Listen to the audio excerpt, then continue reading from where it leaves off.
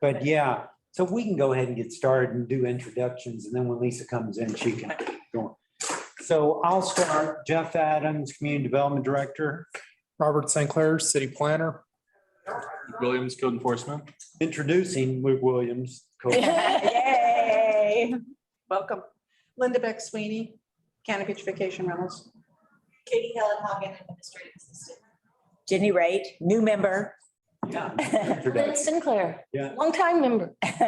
Yes. Have to be special. And Jim. Jim, Jim Pano with the Cannon Beach Chamber of Commerce and local as well. And we're Brian, just there he is. right. Just got my internet back. Yeah, us too. So introduce yourself, Brian. I'm Brian Olson. I have Beachcomber Vacation Homes here in Cannon Beach. And what are you across the street here, across Sunset right now, or? Yeah, I am. I'm at Okay. the office. All right. Well, Lisa's on her way in, so when Lisa gets here, she can introduce herself. First thing on the agenda was to introduce Luke, but we kind of during the when we're trying to rejoin, we were kind of starting to talk to him. But hey, Luke, do you want to just kind of introduce yourself and tell a little bit about yourself and how happy you are to be here? And we want to keep you as long as we can. What will it take to keep you? Yeah, my name's Luke. I've been living in Cannon Beach for about 11 years now. I just started this job about a month or two ago, so I've done a lot of odd jobs in town since then. So things are getting going, and it's been good so far. Yeah, so we will, Brian and Jim, if you weren't here, Luke gave me his first series of statistics, so we can kind of look at kind of the complaints and violations here as part of the presentation that I put together. I added it, so trying to get our technology back in gear, and here's Lisa. Everybody's did. Oh, really? No, I don't have that letter with me. I left it at home. So Lisa, we just went around and introduced ourselves, and so if you'd like to introduce yourself. Oh, Lisa Kerr. I have to scream in my mask. And then we introduced Luke, Williams, our new code official, and he just introduced himself. So, Oh, can I ask him a question? yeah. What is the chain of command for you? Me, Lieutenant Wilbur, Chief Skirm. Wait, say it again? Me, Lieutenant Wilbur, Chief Skirm.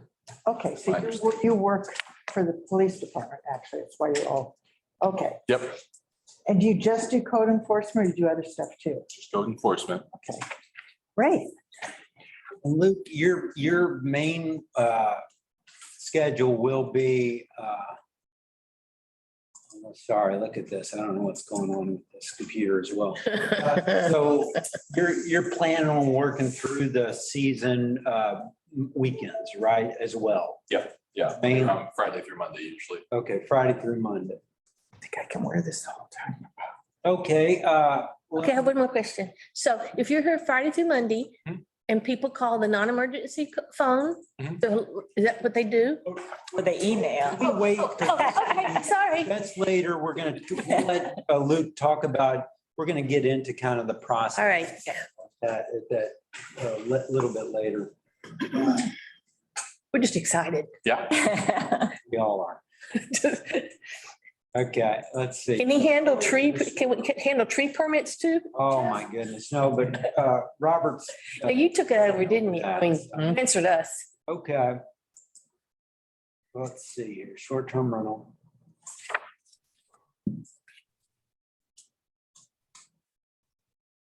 Okay, I'm just gonna share my screen here.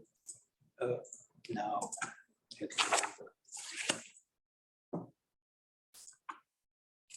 Yeah.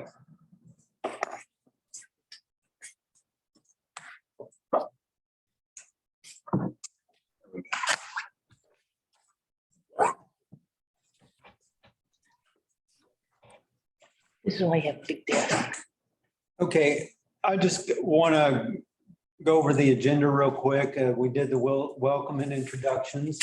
Then we're going to kind of go through the co-complaint process. And so I just wanted to get into that. And then short-term rentals, the process and how it works with short-term rentals. And then a policy update, kind of looking at around the region and where things are standing. And then legislative changes was part of the discussions you guys wanted to continue from the last time. And so we can talk a little bit about that or direction we want to go on that. And then organizational issues. Is there any things that we want to look at towards the next steps? And so I'm going to briefly go through the code audit information because we just recently went through and got our yearly update. And so it's some interesting data to look at. And I know that's one of the main reasons for what we're doing here. I've just copied with every one of our agendas, our mission, and then the scope of work, and kind of looks at the data that we were doing. This is actually left over from the original presentation that I did. We're no longer with short-term help. I think we're into like the third or fourth of these scraper services. It's called Granicus now. But the numbers, I've updated those. We're now at 197 total permits as of May, with 45 lifetime, 22 5-year lottery, and 130 14-day. You can see those numbers as they've tracked since 2015, and the numbers have dipped back below 200, like I said, and you can see the percentages growing as the 5-year is kind of dwindling down there. That will continue over at least the next couple of years. Unless council decides to change course on that. And so in our audit, these are looking at the percentage, the returns that we got. And so we've almost got 100% returns. We may have that by the end of this month. Who knows if we're still following up with about 10 and trying to get a hold of those. And so a real good turnout. So pretty good data to kind of look at. Yeah. So when you say, are you talking about your fiscal year or the calendar year? So, it's for this past year. We received them up till when? Just about a month ago? Yeah, it's for the 2021 year. Yeah. It's the fiscal year From July 1st to June 30th? to December 31st. Okay. No, it's not, sorry, not the fiscal, the Calendar year. Oh, this is for the calendar it's year. the calendar year. And Yeah. all these graphs, or do all these graphs and charts relate to the calendar year? Calendar year 20. Yeah. None of them okay, so it's none of it's the fiscal year. Yeah. Okay, and when you have these charts that say, how many short or 14 days there are, it doesn't give us any information about how many beds. So this is all about. You can do that. You can do that yourself. It's got the occupancies and Okay, so you can total up. so, but none of these figures talk about the people in Cannon Beach. They talk about more about how much money is being brought in. That's what, Yeah, that's what the focus is. well, no, the focus honestly is not that, or we would try to collect how much we, and do it by unit. I know some of the data that's been suggested that they want, we don't collect it in that fashion. In other words, finance is totally different. The tax and all that information, we don't get that, we don't get those numbers in an audit. All we're getting in audits is how many nights they stay, how the length of their stay and those kind of things per unit. Per unit, okay. Yeah, so that's how we're doing that. You call it an audit. So is it done by a financial? Oh, So it's not an audit, it's a summary of, well, it's an audit of, it's not a. Still an audit. Not a financial audit. okay, I just thought an audit had a, So, no, we're doing a code audit. It's a different type of Okay. audit. So there's, right? so we do a room audit and that's what we're doing. And so 20% lifetime, it's about 17% in the 5-year and then 62% in the 14-day. Nights, That changes. So 35% is lifetime, 24% 5-year, and then 40% 14 days. So stays, that comes about the same for the stays and the nights and the stays. And so a stay can be, a number of nights. And so that's what the difference on those are. So we didn't do the 2019 because of COVID, but these show the comparison of stays per unit by the type, by the year. And so as you can see, we have seen an increase, at least, from the COVID. And I think we'll see next year how much of a blip that was, or if it was truly something that's got staying power. But at least for stays per unit, a noticeable difference in Big jump. in the lifetime, in the 5-year, and not so much in the 14-day. So does that indicate that people are coming and staying shorter stays, whereas the 14-day has to be spread out? No, 14 days just means, that you're not going to have as much difference in that because, it's got a limit. Because Right, it's- right. Whereas the other means they're turning it over a lot more frequently. Right. A third more almost, so. And then the nights per unit, similar. You can see, many more nights per unit than previous years. So only a third of a year really booked in lifetime and 5-year previously, whereas now we're booking quite a lot more. So then length of stay. That's also changed and not quite as drastically. Well, for 14 days, it's changed quite a bit. Length of stay 4%. Yeah, from 5.9 to 6.1. That's what I'm reading. I'm reading 3.9. Let's see, am I, just a second, length of Yeah, stay length of per stay. unit, by type, by year. And I see 3.9. Oh, that's for the, okay, I'm sorry. It does say 5.9. Huh? It does say 5.9. Oh, y'all reading two different things. Oh, She's I'm reading looking at that this one. up here. Yeah, Oh, I'm talking about the 5-year or I'm talking about the yellow. in which category? Length of stay per unit by type per year. Yeah, so I think you're comparing the 5-year versus the 14-day. Oh, okay. Yeah. So, The category is at the bottom. Yeah. So you've got your totals there, whereas the. oh, okay, so 5.9 to 6.1. Yeah. That's not huge.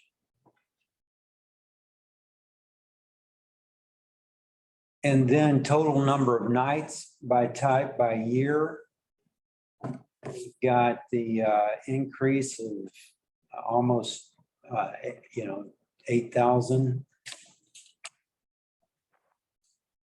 And then, the totals, and then you can see where that is calculated out over each one of them, showed about a third increase there.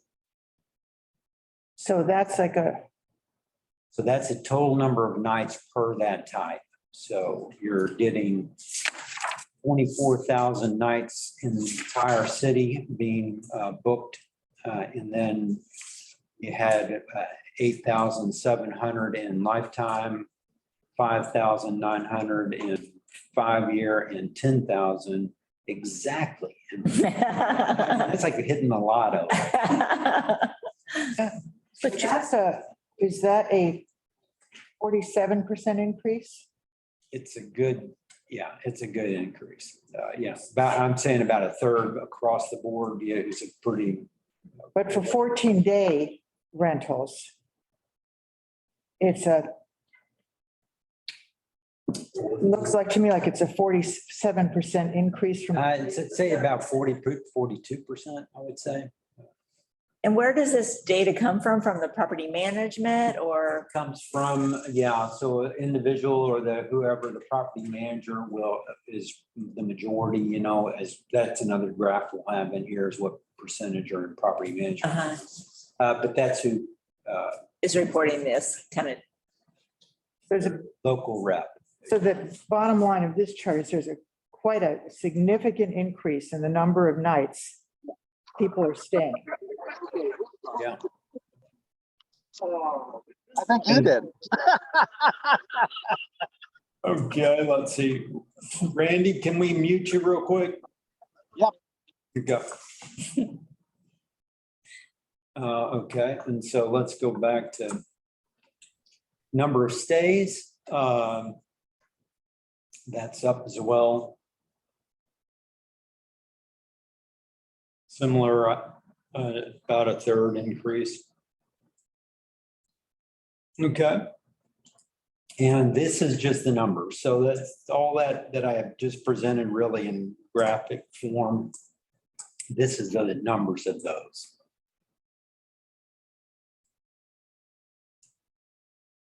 And I'll just continue with this and then we can talk about data after, talk about the numbers.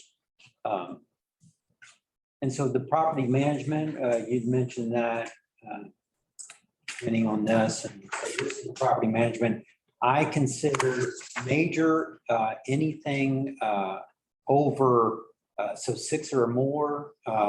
And so that's, I think about really, I think 5, no, it was 5, but that fell into the major. Then the minor are ones that were from 2 to 5 units and then individual. So, Okay, Jeff, you'll have to explain that yeah, better. so. I have no idea what you're talking about. So property management companies, so I called anything a property management company that booked 6 or more as a major.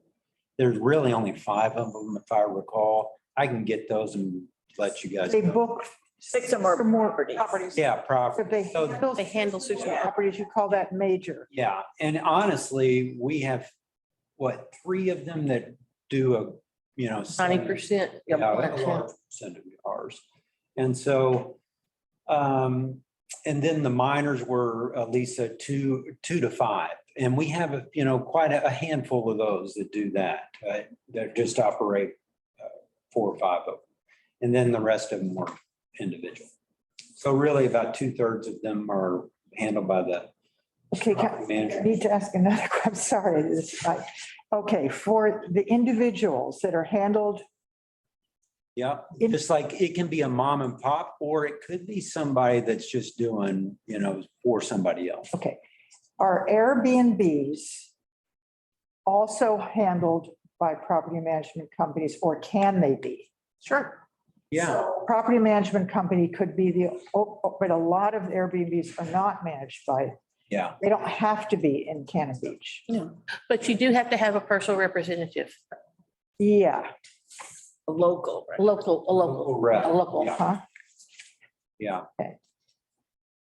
All right, let's. And do you feel like you're getting the data from the individuals? I think Katie can answer that better. I think so. There's a few that fill it out by hand, but most of them just literally print out from the website they post on and send that in. So that I think is pretty reliable data. 'Cause it's- Right. It's straight from the website, they print it out and mail it in. But Majority of them. yeah, and that's a good question. I think that at least I feel, 97% we're getting back, and I think that's one good thing with having a code official on board as well, is that we can now start looking at that more I'd call it like a randomized audit. In other words, we're getting the yearly back from them, but we should do randomized quarterly kind of audits, look at the information, see how it's doing and holding up against what we're also scraping from the internet. So that's what I think, having someone full-time here, that's what we want. Well, I feel like what you're getting from Airbnb, you could also see if they're renting more often than they're allowed, Yeah, that's what we check. right? Yeah. That's part of As it. long as they're not back to back, then you probably wouldn't see it. But if there's one day in between, you'd be able to see. Yeah, no, we check if they're 14 days, we count them out, Hmm. check all those. And there's not a, we have this scraping and you can look at the reservations online and kind of see. Right, a right, little right, bit, but right. We don't know for sure because they often block it for the homeowner. Right. So that's a little tricky too, but I think they're really pretty reliable because people they sometimes make mistakes and you see them and, Uh-huh. you know, they're there. They're not perfect. Yeah. But Airbnb doesn't give you any information. Yeah, they They actually- download it from Airbnb and send it to us. But if you just ask Airbnb without the property. Oh, no, owner, we don't yeah. have direct contact. That's what I meant. Yeah, Okay. no. Okay, this is probably not the right time, but Stay took over a bunch of properties that it's the Seashell Place. I don't know what their name was. Starfish. Starfish. Starfish. Are, God's talking. Do they have a local office? They do. They do. Okay, and where is it? It's on the corner of Hemlock and- Madison. I'd have to look. Is it at the Blue Hotel? No. Oh, okay, No. okay. It's one of the houses there on the corner of Hemlock, and I want to say, that's not Adams, Madison, maybe maybe Madison. Madison. Okay, Yeah. I think all right. it is. How about Vacasa? I think they bought the property. Oh, so they're no longer. Case, but I don't know that for sure. Okay. I just knew that we ran into the Stay in Manzanita. Yeah. And I was going, wait, are they close enough? No, it's more than 10 miles. Right, then that was my deal, that wait. All right. And so then here is the latest from the budget numbers or tax data. Showing that, of the total kind of tax returns, 5.5 million, short-term rentals is about 680,000. Jeff, could you talk a little louder? I can't hear you. Oh, yeah, sorry. Close that door? Turn that off there. It's actually okay. Oh, that'll help. What about the RV park? Do they fit in here? Yeah, I think that they're taxed as well. Right. They would fall under, but not under the short-term vacation. Or motel, so they're just not included on here. No, I do think that they're included. I'm thinking that motel, hotel tax, that's a good point. I'll ask about that. Maybe Jim might know on that. And our budget went down? Budgets don't go down. The Actually, year before, we did yeah, make our actually, they budget. did. Because of COVID, there was a Okay. lot of, in fact, a lot of my projections, Lori had put some safe numbers in there. And so she had Okay. budgeted, under budgeted. Okay. And so as you can see, those numbers have tracked, except for the budget, have tracked upward. And then complaints. So I was going to get into a little bit about just what we've gotten from our first data set from just 2021, really since Luke began. And so, this has just started. He just started the position. So we'll get more into this and in the process. And I thought having Luke here and we can kind of discuss how the process works and then, how we will want to work with that moving forward. But as far as complaints that we've received so far, we've only got 36 complaints. 20 of them are from external sources, 16 are from internal. Can you describe, what does that mean? So internal is someone within City Hall or the police department and city staff. External is a citizen or anyone calling in any kind of other complaint. Only 2 were short-term rental related or possibilities. One was confirmed as a short-term rental complaint and it's being monitored. And so if we look at this and how this lets me look at it. Okay.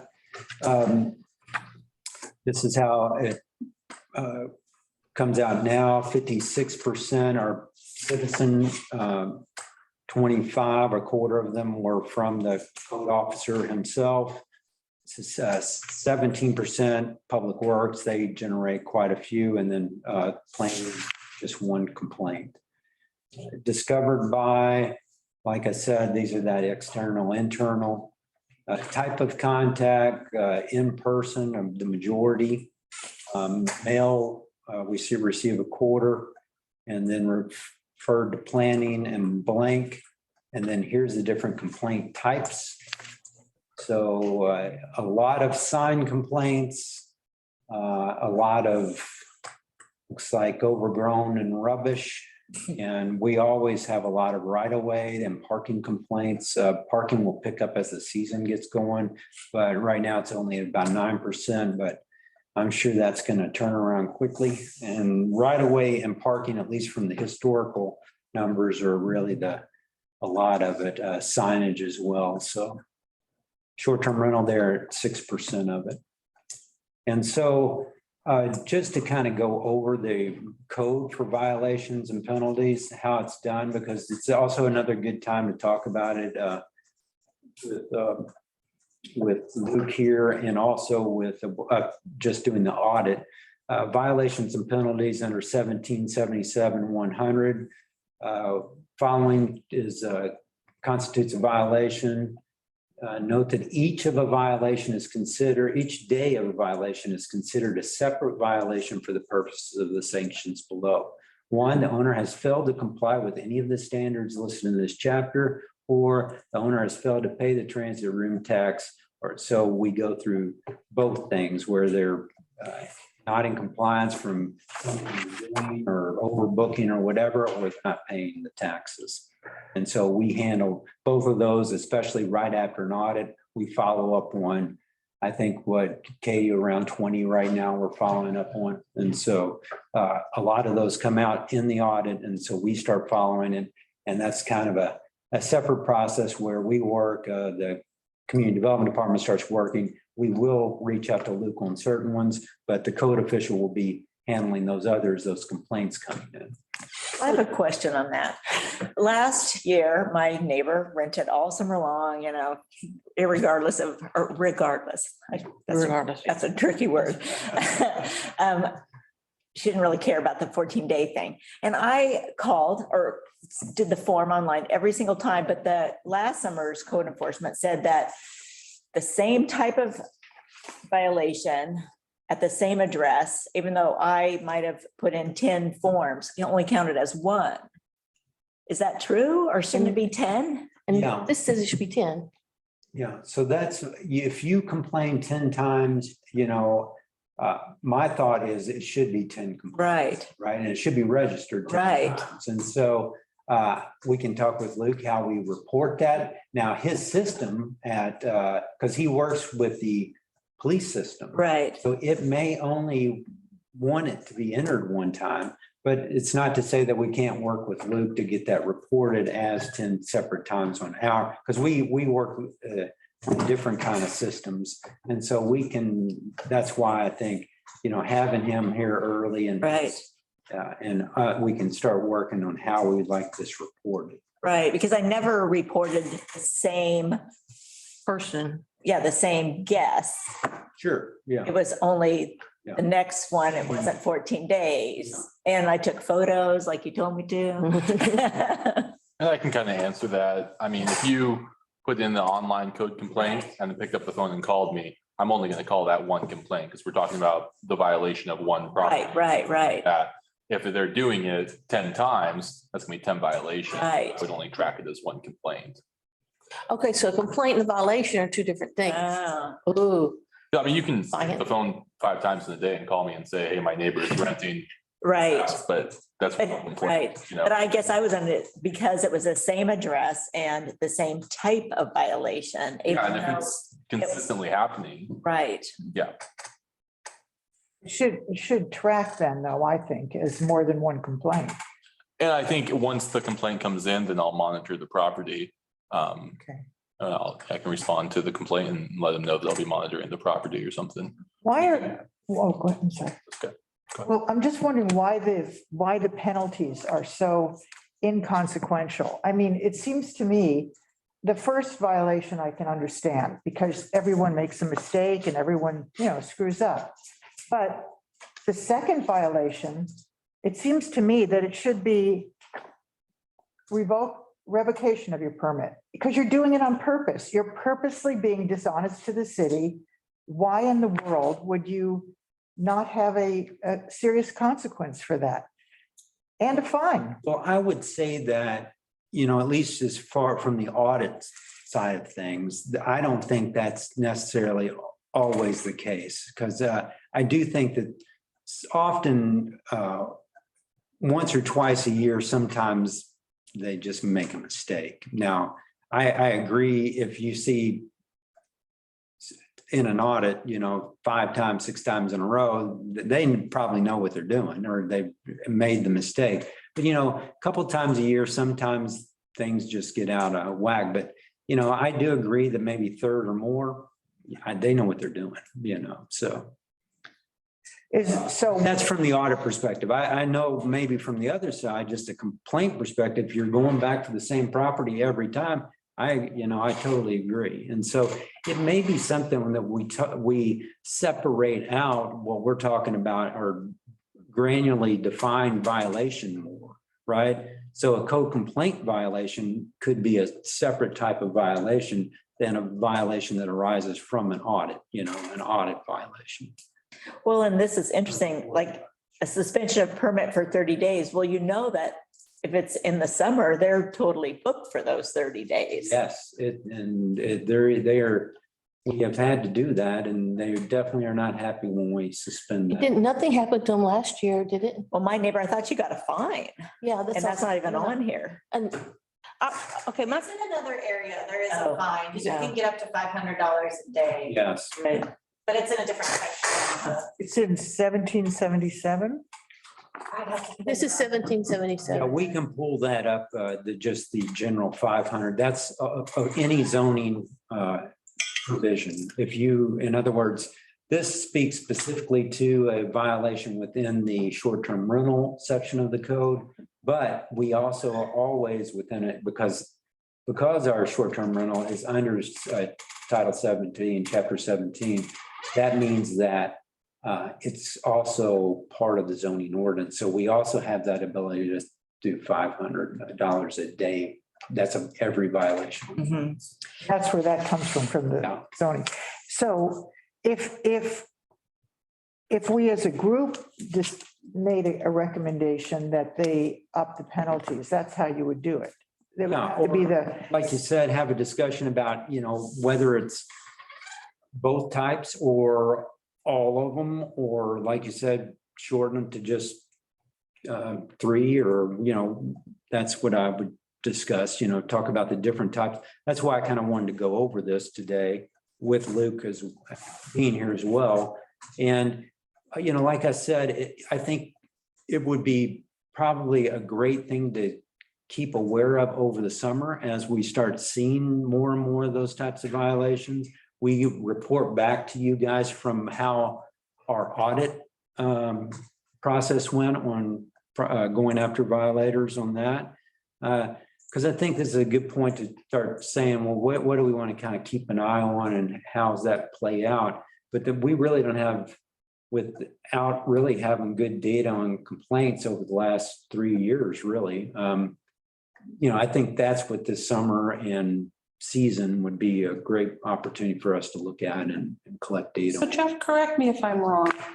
We're talking apples and oranges, essentially. You got the violations, which are direct, immediate, you got to deal with them now. And then you've got the stuff, creep that happens occasionally in the auditing for the number of nights, Yep. number of people or whatever that violation. Kind of bookkeeping Yeah. errors. County. Here. The bookkeeping, by the way, is just horrific to track from a professional point of view. It's constant, requires extra employees just to track it. Yeah. But the violation's another point. It's entirely, from my point of view, a far more serious problem than the audit for the bookings.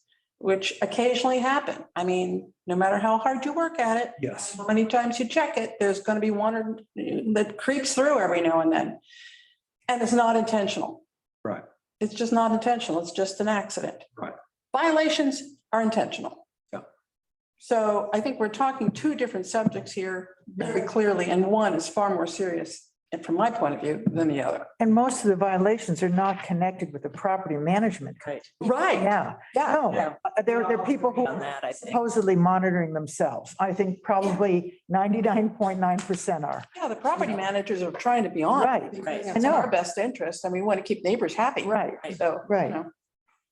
Yes, very good. I agree. I think the discussion is exactly, I mean, that's what we sense at least. I think, I think they're serious ones on the other side as well, but they're the ones that have, they're chronic, Kill. but they're chronic and it will. Yeah. That's another issue. And they affect people, people personally.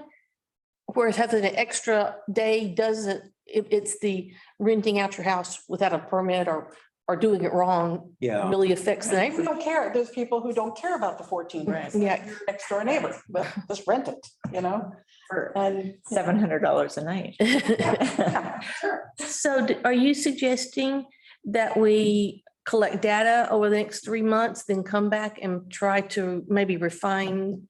I think it would be I think you guys have already stated that, you want to look at this. And so now I think this, at least next 3 months, will give you a good understanding of where those violations are occurring, how many are they repetitive?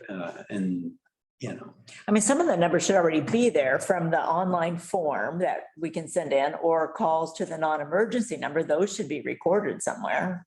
Well, we do have, but like you said, see, they weren't reported in the way you wanted, and so we don't really have, as the previous showed, we didn't really have that many short-term. I know, I remember that. It was kind of shocking. So I think now, like I said, with Luke coming on board, we can record those. And if we have those kind of repeat incidents, that's something we track it. Maybe he records it as one complaint, but it's 7 violations under that one complaint. Right. The complaint doesn't matter. It's the violations. So does that need to be like a request from us telling Luke what we think is important, or No. how do we communicate what data do you need? Yeah. So that's what, let's finish this and then we can talk about how we want to shape, the data or what our data requests. Is there a log, though? Is there a log of every, that's kept in Yeah, every complaint that's made about a rental? yeah, sure is. Yeah. And, The police department, is that where it is? well, I can't speak to the past, but I keep a log of all, obviously the online complaints, and then any complaints that I take, I open a case for. So I Okay, will, so you'll keep a log. I don't know if there was one in the past. I'm no, not. there I was, assume he had one as well. Yeah. we have up right around 600, I think, complaints logged. And so, and only 36 are from this year. So there's a lot in there. So violations and penalties, the city shall notify the permit holder and local writing of any penalties imposed. A city may seek injunction or other equitable relief in court to enjoin any violation of the chapter and may recover the cost of such actions. City may seek criminal or civil penalties as authorized by Oregon law. Each day of violation may be considered a separate violation. Each violation may result in a fine of up to $500. After the revocation of a permit or after the enforcement taken for renting without a license where a penalty is awarded under the provisions of 1794-10, the owners will be prohibited from participation in the short-term rental program for 2 years from time of the revocation of penalties. And that was that one that was recently added really back in 2018. Because when I came on board, somebody could do it without a license and we didn't have it in our ordinance that they were violating. So we put that in there and then we could also revoke it for 2 years. And so put a time period on that. I think we've only had to do that twice since I've been here, if I can recall. But anyhow, we'll see the audit, how it goes this year. And then we can work with Luke on moving forward.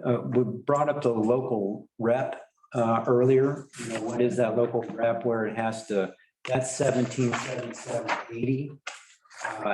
And when we ask for the audit, we can, it says in B, the property owner or the designated local rep shall maintain a guest register for all tenancies. The rental, the register shall include the names, home addresses, and phone numbers of the tenants and the dates of the rental period. The above information must be available for city inspection upon request. Failure to maintain and provide the required information constitutes violation and is grounds for a penalty pursuant to this chapter. So if we get these that aren't compliant or in our audits and everything, we're asking that currently, you know, a yearly kind of audit. But I spoke earlier that we might also do randomized, or I'm hoping to work with Luke to do these randomized, you know, quarterly type audits.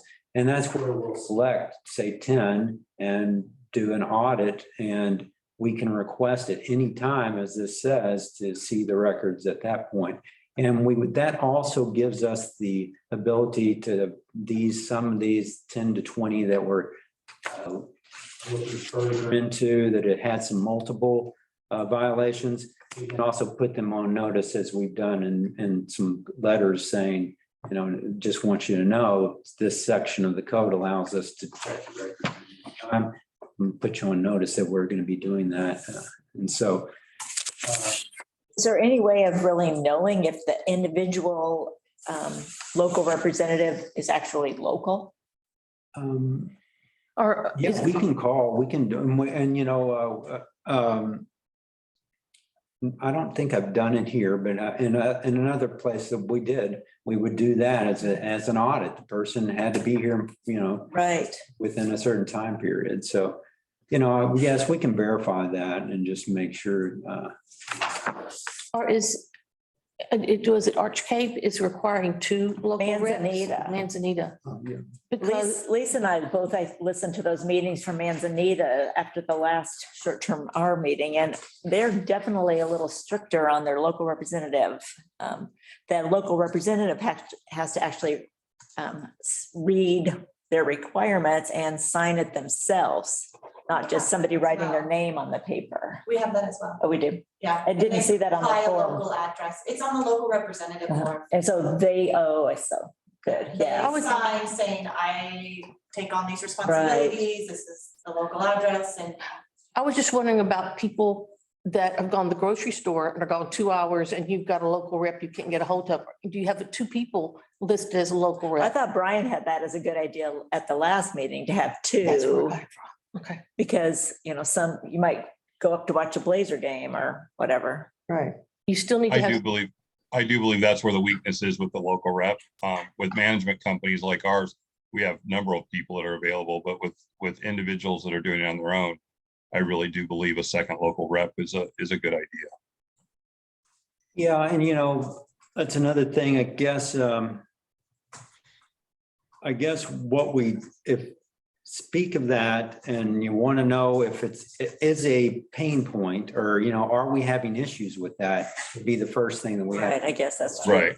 Is it a So, I mean, I'm not going to force that unless that's truly an issue. I think I have worked in communities where, you know, noise complaints were the ones where we had in Georgia.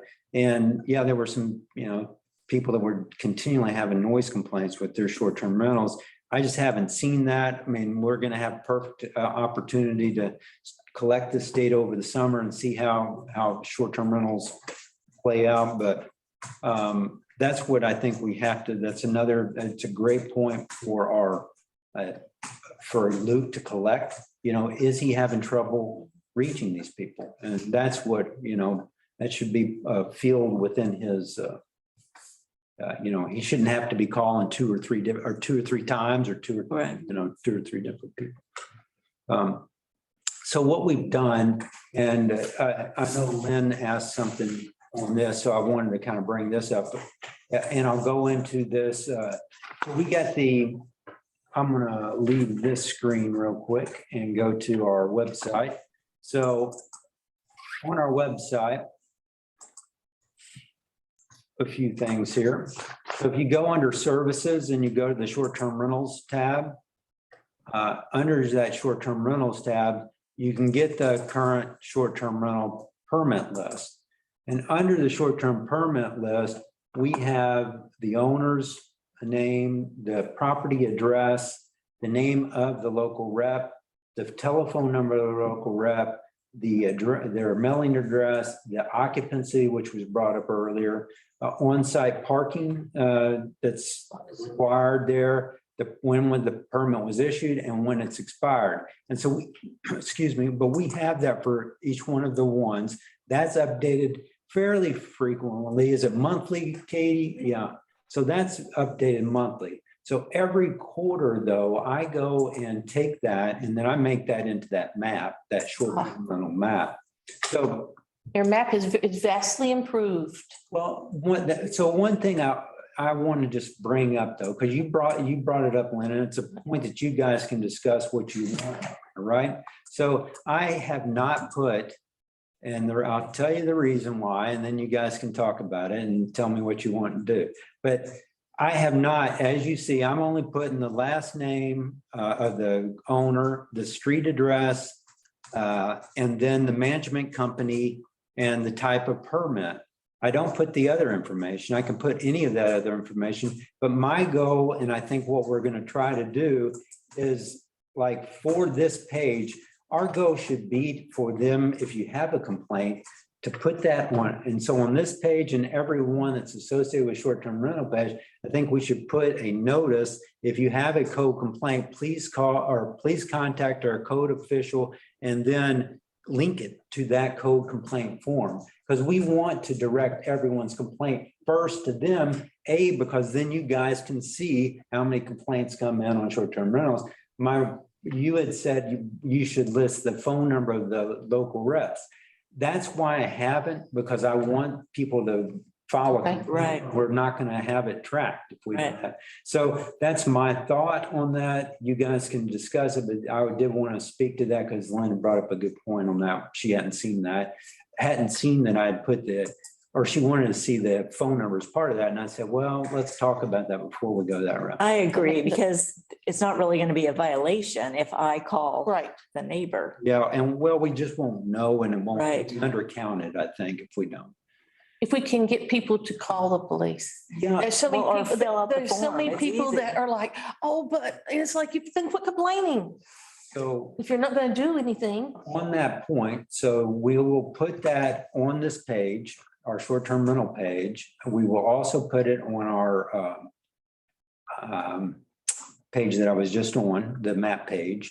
But we'll also, I'm going to ask Rusty if we can just have a direct link from the front screen. Especially during the summer. Yeah, that's a good point.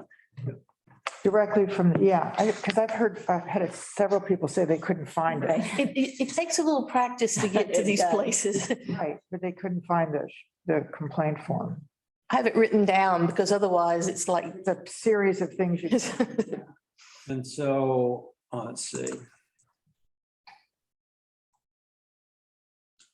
And so then the other permit, and then the short-term rental task force page. And if you go to that short-term rental task force page, it has all of our meeting information here, and we'll keep updating that.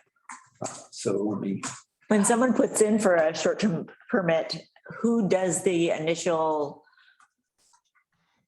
going to see the house, see if they have all the stuff? Will that be you? No. Oh. Ellen does. Uh-huh. okay. And then if they find violations, does anything happen? I mean, like say the fences are too tall or they're on the city property. We or- just had a couple, they require them to repair it and schedule another inspection. yeah, they won't be given their license if they don't meet the code. We get quite a few, honestly. The one we see most often, Brian probably knows as well, is the staircases or whatever don't have adequate railing or, I just rented an Airbnb in Galveston. Was it out of code? It yeah. was climbing a ladder. Yeah, and yeah, decks often as well, some older decks and things. So we occasionally have to have them update those. So if I send in a complaint and you get it, how do I know you got it? I respond Okay, if they leave email or phone. okay. Yeah. That has been my trouble, is that we didn't used to get response. And so you hate to keep calling, but It feels like it went off to the void. that's it. It goes in the black hole. But if you're gonna send a note back, I got your complaint, thank you. That's all you need is recognition that somebody actually saw it. Yeah. So Luke's probably going to get on to me about this, but my thought is if you put in a code complaint and you don't get a response, put in a code complaint. Oh, that's what we. Exactly what you should do. Well, where does they live exactly? That's what happened the last one, see? Okay, Well, that could be an automatic response of the website. yeah. Yeah, it just, No, they should Right. it just, follow up with it, because that's, I mean, that's how you know that's being tracked, or at least it's. So that's pretty much it for my presentation. Anybody have any questions or thoughts on the data at least, or some of the audit information? Any surprises or thoughts on that? It's kind of surprising how little revenue it brings in compared to the motels. it was. That, It's incredible. Yeah. Hotels, yeah. Yeah, so it shows you how busy Brian and Linda have been this Yeah. past year. I don't know, Yeah. telling you, it's been crazy. our property, well, it seems like most property managed rentals have the sign out front. Yep. Is that required or is that just good advertising? Good advertising. Actually, the reason I think we actually started that program 20+ years ago was because we want the neighbors to know how to reach us. It seems like That's such a- yeah. exactly it. That's, That was the biggest reason for us to do it. We wanted to make sure that if anybody was unhappy, they knew how to get a hold of us so we could take care of a problem. Mhm. We weren't doing code enforcement so much back then. And, but it's been valuable for advertising too. Right. It's paid off that way, but more for Hmm. the neighbors to know how to reach us. Yeah. now there's sign restrictions, which from what I can tell, everybody follows a certain size. But now we're getting Vacasa sticking little signs in the yards. I can't say anything to Vicasa. Okay, but the code says you can have temporary and / lawn signs. And I don't know how to read that. I don't know. So they're doing what now? Are they putting? They have those little, they're round and they have A little, sign on 2 prongs and sticking it in the yard. I think I've seen that. Yeah. like when you say, Right. or when they spray your yard for. Like in Ackerman. And so, The house across the street from Tolabana Wayside's got one. and so how does that read if it says a use or lot shall have no more than 2 temporary and or lawn signs and no bigger than 4 square feet? Is it 2 temporary lawn signs or 2 or lawn sign? I don't know how that means. Welcome to my world. Because I'm sorry, they look a little tacky to me. Yeah. I know that, I don't know what your signs look like, but I know some of the people's signs, they're done well. Well, they're on the building. They're on the building and they're nice looking and they're valuable. But those little plastic signs in the yards Yeah, those. look crappy. I don't think I've seen them yet. I'd like to know what the vacation rental people, Jefferson, Okay, Jackson. Jackson. I'd like to know, No, it's Jefferson's the first street, sorry. In the first street at the corner, if you go Okay, so here, is that on the here? corner and he has a Scotch broom I can't get rid of either. Okay. I'd like to know what the vacation rental people think about the idea of making all short-term rentals have a requirement that they are listed with one of the agencies, including Airbnb and Vacasa. Well, Vicasa is a major, is a property management company. Oh, it is. Yeah. But it's not local. They have satisfied the requirements for the city of Cannon Beach. So they have a local representative, but they don't have an office here. They have one in Seaside. They have one that's within 10 miles. Okay, what about Airbnb? Airbnb is a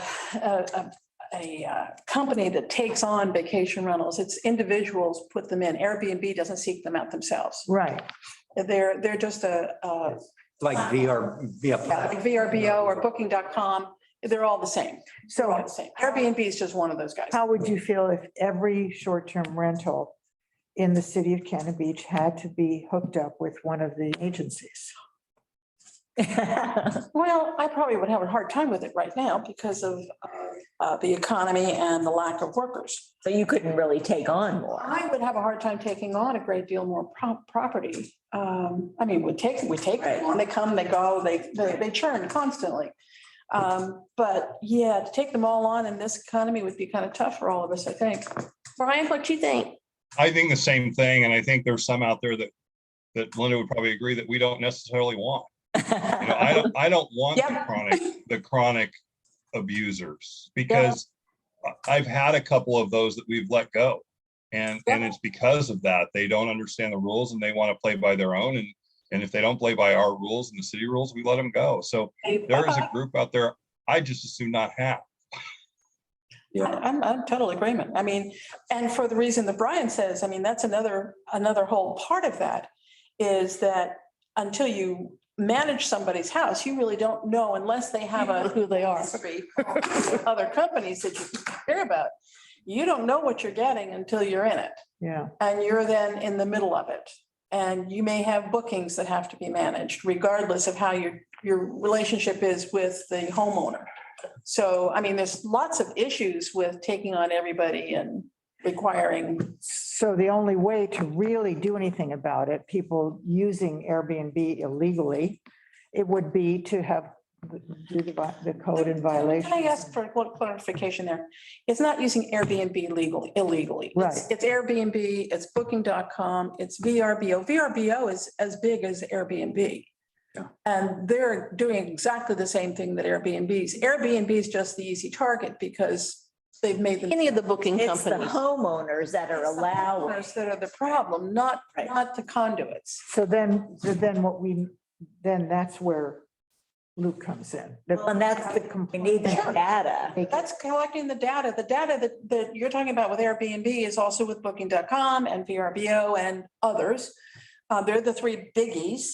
But you know, it's the homeowners that collect that data, not them. They're not doing the reporting to the city. It's the homeowners. I think you just mean the individual managed properties. Yes. Whoever's doing it, but that'll be good data to know once we get those violations. And just like you said, I think one of the interesting things that will be, which we haven't been able to do because of the not having the code official the whole time or COVID as well. But now I think this is going to be the first time we can really see, because we can collect and cross-index that data of, like you said, individual owners, or these are repetitive violators. You know, can we see that in this complaint data that we're going to be collecting over the summer and in the fall? And that's what interests me. Jeff, one quick question about permits and permit holders. And I know Lisa about Airbnb and I know Airbnb does now, I'm pretty sure VRBO does. They all have a location where you can put a permit number in. And there's a lot of municipalities now that with your permit, they're issuing that permit number. Is there any chance that we could have that? Because we can go in Airbnb and put in a unique permit number for each property. So if somebody's going through and looking and they don't see a permit number, we know there's a violation if they don't have one in Cannon Beach. Yeah, I think we do that. I mean, we verify each one, or it's verified. So I can't see that doesn't have its own unique number. So let me look into that for you, okay? But Brian, don't you use Airbnb to advertise? I do. Oh, yeah. I look at Airbnb like Safeway or Fred Meyer. I mean, You bring in a bunch of product into them and they distribute it for you. So I have a product, I put it in Airbnb, they help me distribute it to everywhere. so not every Airbnb is poorly run. Correct. No, The individually. Mhm. and there's individual Airbnbs that are run phenomenally. Right. I mean, there's a group out of Portland called Host to Host that is big on making sure everybody in their group is following ordinances and things throughout the United States. And Yeah. so,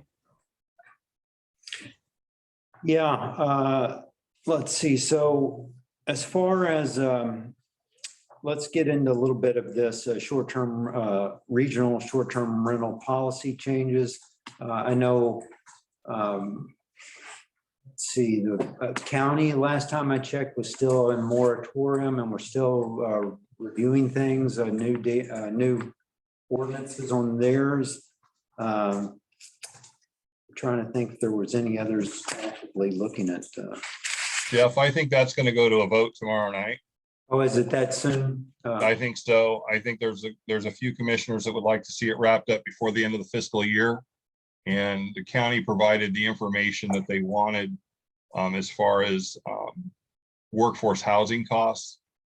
Their report in the county showed that short-term rentals only raised prices by about 2%, where the rest of it raised it by about 11. So it was if you want to see that work session, it was pretty interesting.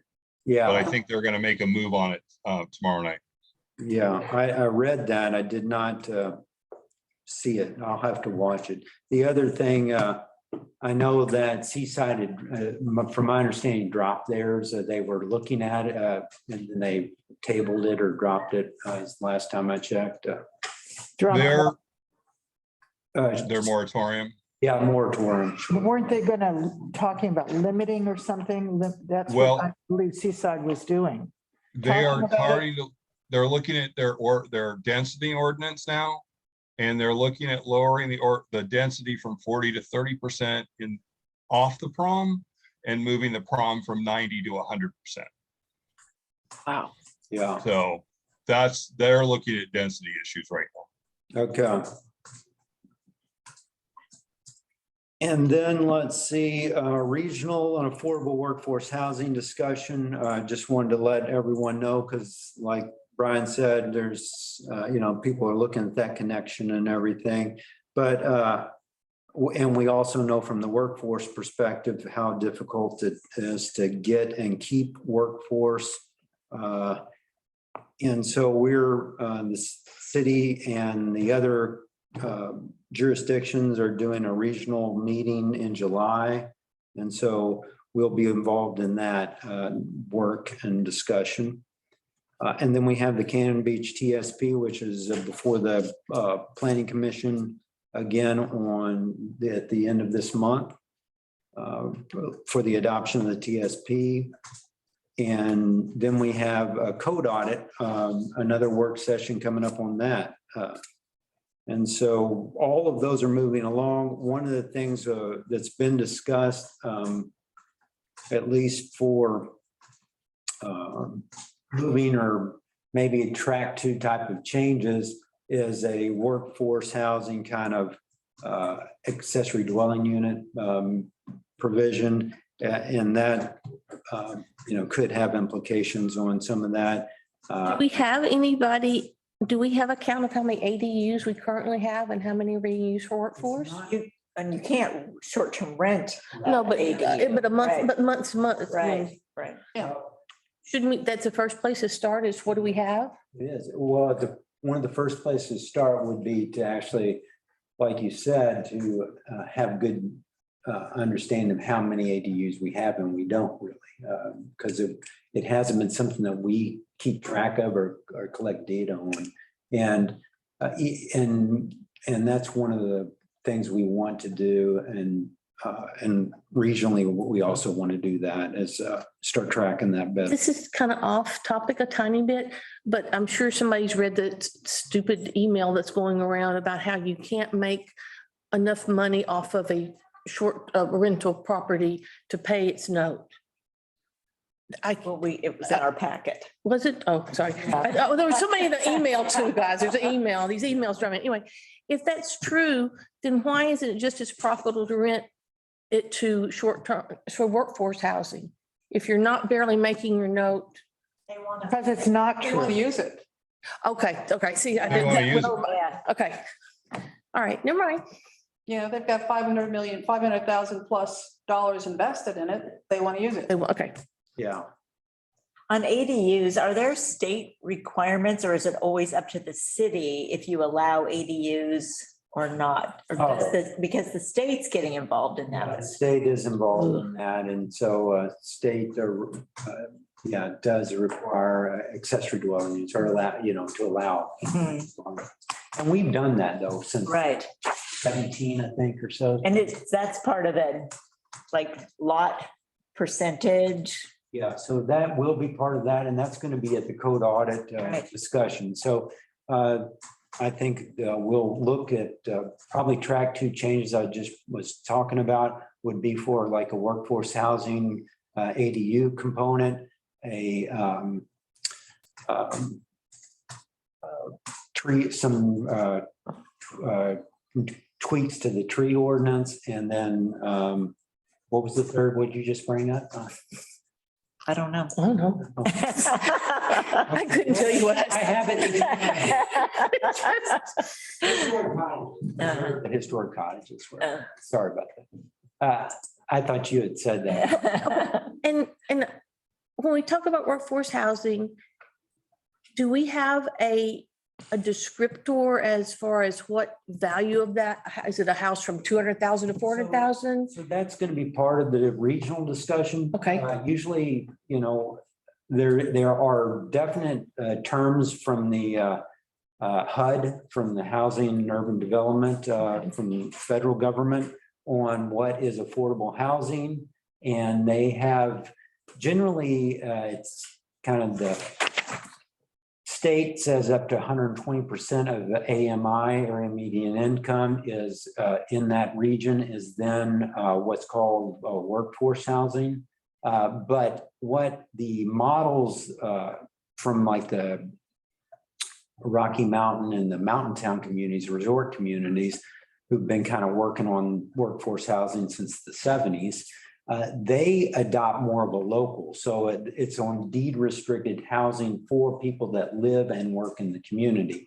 And they're the only ones that then can bid or put in for the lottery for these deed forced housing units. And so those, so say those ones that we did at CLARC, for instance, those are a workforce housing model, then only workers who work in this community can put in to rent those units. But how long does that last? It depends on, that's another thing that each jurisdiction has to determine. Those are only 10 years. Right, and Whereas I'm thinking we need a 20-year plan or Yes. something. usually that's about where they start, 20 Okay. or more. And so that'll be part of that discussion as well with the regional officials. And are you in I think Brandon? the housing that we have up on the hill, that's the city that developed the low cost housing. Up there. When we first developed that, I think the intention was a 20-year plan, and it was supposed to be people who just worked here, but it didn't work out that way. Right. And it hasn't worked out that way. Right. The 20-year plan is well past 20 years. Yeah. So, Condos up there. yeah, I'm not even sure how that's working at this point. Yeah. They're privately purchased. And I looked at the addresses on all. Not privately purchased, Oh. the low-cost housing. Oh, okay, the other condos. Housing group there. Yeah. Well, there's that apartment, but then. You got the apartment condos up on the other side further up. By the water tower. Right. Yeah, they're individually owned. Right, and I looked at the addresses on them. I was interested, and there's about half, or 2/3 that are out of town owners. And for the condos up on. Yeah. Condos, Right, yeah. right. Well, they were sold on an auction Um, 2 years ago. So for the last thing we were talking about was the short-term rental legislative changes. So at the last meeting, I think you guys had discussed local representation is one of the things you wanted to look at. So I think that when we're talking about data and data collection over this coming summer, one of the things that I think to inform that decision will be where we look at, if somebody puts in a complaint, we're tracking that address to, is this an individual owner, a small, what I call a class small property management company, or a one of our large property management company, so that we see, you know, are they being responsive to you, Luke? Are they getting back to you when you call about the complaint? And so tracking that kind of data, I think, is going to be important in that legislative change discussion. The other thing is geography and proximity of rentals. That is another thing. I brought up the map here. That's another thing that we can look at. We can now, over the summer, start attaching these complaints to specific properties, and then, you know, how many happen within certain areas, do we have too many in certain areas, or, you know, I think Brian has mentioned, I think in the last one as well, are there certain areas, and that gets into the geographic and proximity. So proximity is kind of how Seaside does it, where you can't have 3 within 1 block or within a certain distance.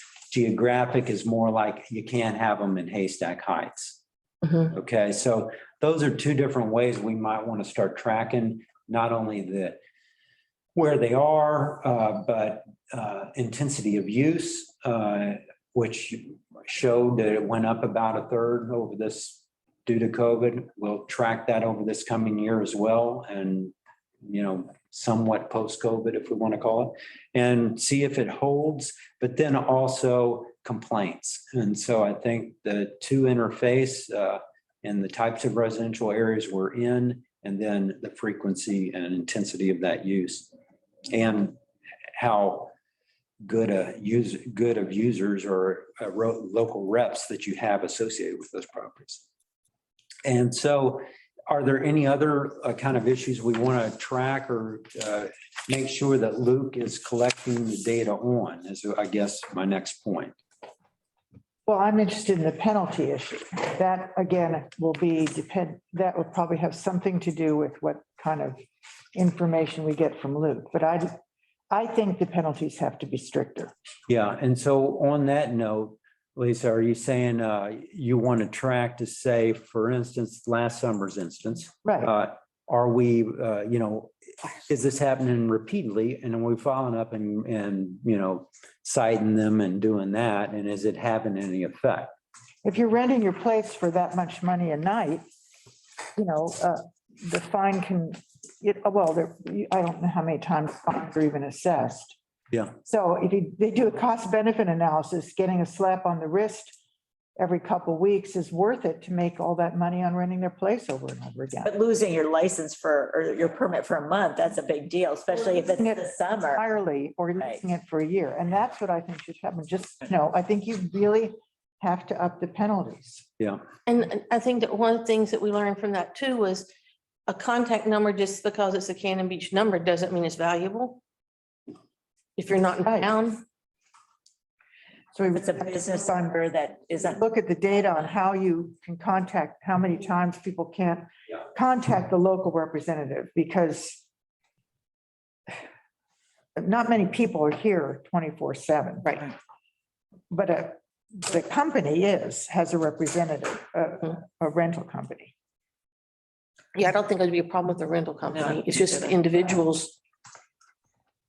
Now, I've had great experience with the rental companies with complaints. My goodness. Lickety split.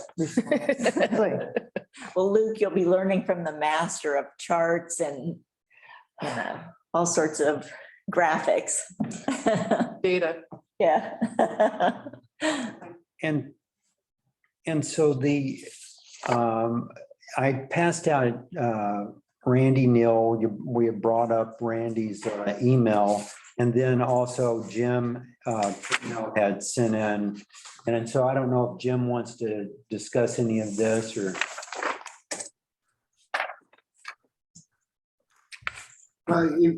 Cross line. The question kind of ties in with what Randy was saying about what the value is of a home versus what they can make on a rental. But I think it's also important to understand what those tax dollars mean to the city. because that hasn't really been tied to any of this data yet either. So that's really what I'm recommending, is to kind of get an idea of what's the cost benefit and the effect of these new regulations towards the city funding. The city has consistently gone out to find new funding sources to support various projects, yet in this area, they're diminishing that funding option from what I can tell. But until we actually look at those numbers, we don't know the answer to that. So that's why I would like to look at those numbers and see if it is a detriment to the city funding or not a detriment to the city funding, because we don't really have those numbers tied to any of the data. Yeah, and I like that, and it gets back to what Lisa was saying earlier. I honestly don't even know, Jim, if finance has that kind of granularity to the data. So I'm going to ask Lori to, and follow up with her on this, because like I said, that we don't see that in our audit kind of information. Right. We're not looking at kind of financial data. We're just looking at stay data, really, Right. reservation. Yeah, and then, of course, the big issue is, I mean, lots of things could bring in more money for the city that would be detrimental to the people who live here and the citizens who live here. So, I mean, There's a balancing I act. have to balance. What, Lisa, I'm not looking at this to see if what we can plan for the future. We were tasked with deciding whether the new rule that was put into effect a few years ago, what the effect of that was and how it is good or bad. I believe that's what I felt the council wanted from us, and that's why I jumped onto this committee. And I think the financial aspect of this is an important factor to know. I'm not looking to the future to generate more funds or any of that stuff, but we need to know what the effect of that rule is on the funding that comes into the city. Yeah. Yeah, I think that financial aspect of short-term rentals, it was definitely one of the scope of work issues. And so I'll see what I can do, at least digging up or connecting the data and see if we can pull that up and see at least down to, can we get it down to units so that we can compare the lifetime 5-year and 14 days comparisons. I mean, I can do kind of, I think. I can estimate it and you can estimate it based on the Yeah, overall tax dollars. estimation, but yeah. But I think the finance department could probably do a much better report of that. Yeah, and so I'll see what I can do and that include that in our next series of numbers if we get it, okay? Yeah, because I think the other letter was more about property value and what the owners get out of it, but we haven't taken a look at how that affects the city as well. So. Yeah, great. Two sides of the financial coin. Bitcoin. So anybody else have anything or thoughts, and then data wise at least, or complaint wise and other information on that scope of work? I can pull that back up on, other things that we might want to track now that, let's see. Well, I think it makes sense now that we have a really good person in the job to really get some numbers, see really where the problems are, who's not a problem, and then come back and look at that with some firm data. Yeah, because I think I pulled up the scope of work, and I think that, if you look at that scope of work, it says is Cannon Beach seeing an increase of short-term rental activity, and we got the general numbers. We can look at that. We can look at the financial as well. If so, are they geographically concentrated? We can look at that. Like I said, that'll help us over the summer as well. If so, are they related to duration of use? We have seen that go up. If so, are there other concerns? Is Cannon Beach seeing an increase in short-term rental influence complaints? That's what we'll be tracking for traffic or parking, noise or activity. They impacting other concerns? Are there current issues with short-term rental program? Do current short-term rental meet parking requirements? That's something that is something I highlighted when we first started this, is that, we do have some, what I'd call historic or grandfathered in units that they allowed the parking to be in either half in street parking. And, do we continue that? Those are something that I think we can speak to and talk about that, especially does it relate to parking complaints in those areas as well? What is the geographic zoning district and other program related breakout of the data? So we can look at how many, not only geographically, but how many do we have of short-term rentals, say in the RVL, the very low density residential, and the low density residential, and the R1 zones and the R2 zones, those kind of things. And then other code sections and how they align, and then neighborhood impacts. And then Jim brought up the fiscal impacts of the short-term rental program.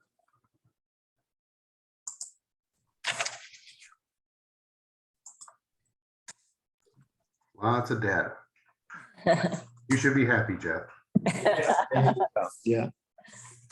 Is it going to be difficult to analyze because of the last 2 years' data? Are you going to be able to somehow adjust that to be a more realistic viewpoint of world? I mean, I think having last year, I think, personally, I mean, Brian probably has a lot more thought on it than I do, but I think it's going to be a bit of an anomaly. It's going to be a little bit higher than what we're going to see in the coming years. But I think having that and then the years prior, that gives us, I think, the kind of the goalpost, and we'll see how it plays out from here on. I wish we had the one missing year, but I think that would have been down about equivalent of what we're up. And so we'll see if it kind of slows down some, which is what I anticipate, but who knows? I agree with Linda that we're going to end up closer to 2019 numbers this year than we are 2021. So yeah, is what we're, and that's actually what they're seeing nationwide too. In a lot of the coastal communities, they're seeing that 2019 numbers are really what we're looking at. You will be able to breathe. I mean, Until it's been- August. Well, summer, Yeah, so the summers, but boy, last year was just unbelievable. but it never stopped last year. That's true. It's all year long. I Yeah, think there's going to be people who plan June and July trips that don't actually materialize. In August, they're going to want to be here so bad. It's Yeah, gonna there's be a no room. problem. Yeah. Yeah, no room. Booked up. Yeah, I just found out I'm having guests. My daughter-in-law's got a nephew getting married. They're getting married in Cannon Beach. I said, really? I got some beds in case you need them. They hadn't booked anything. oh geez. So I got 6 people coming to my house for a weekend, but that's okay. But yeah, I'm thinking, y'all don't know what you're dealing with. The bridal party's okay, but everybody else just. I think one of the things that I'll be interested also to kind of keep an eye on is, at least over the next year, is as this plays out with the 5-year kind of falling out, do we still see kind of the tracking where, to me, it looks like a percentage of those are just getting out of it and not turning it over into a 14 days. So I'll be interested to see that, because I do think that we are seeing more people actually taking their second homes and maybe making them their primary residence, or at least 6 month residence instead of a 6 times a year residence. And that's what, I mean, I got kicked out of one. So I think that we'll see that. And so I'm interested also to see that and see how that plays out. That'll be interesting. Yeah. Anybody else have anything?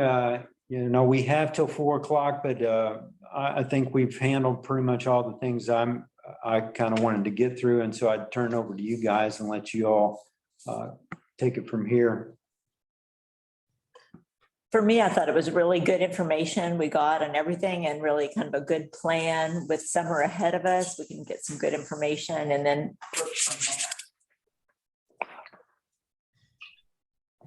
And we will keep tracking, that's for sure, and look forward to working with Luca over the coming summer.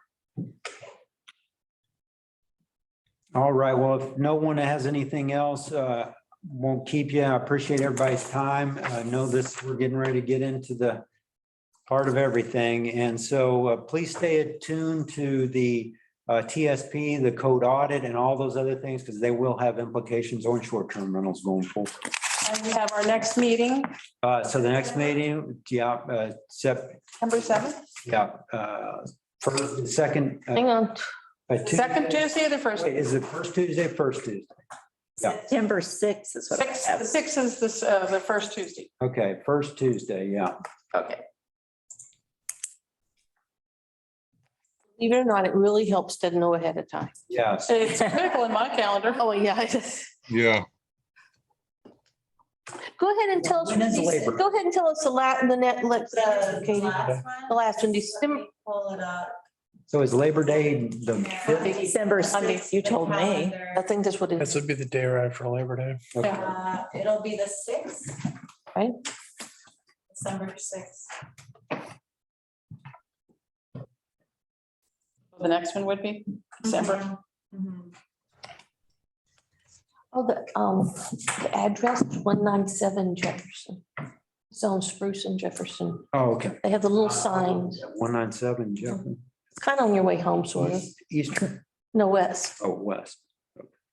Oh, but I don't live there. Yeah, no, I know. What do you, okay, no. Over on Jackson. Oh, okay. I was gonna say, you used to live that way. Yeah, East Jackson now, so. Okay. And tomorrow night's, the school is getting presented, is that right? I think Or is that tonight? Tonight's Tomorrow. a council meeting. it's council meeting. Yeah. Let me look, I can check calendar. I think I just had it. Okay.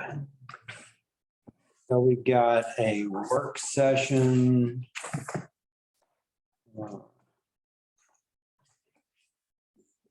So yeah, so the work session's tomorrow, I think is what that is. Uh-huh.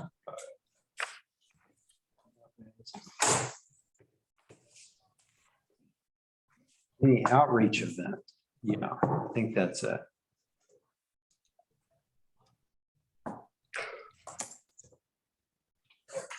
All right, well, thank you, everybody. Thank you, Jeff. thanks, guys. All right, have a good week.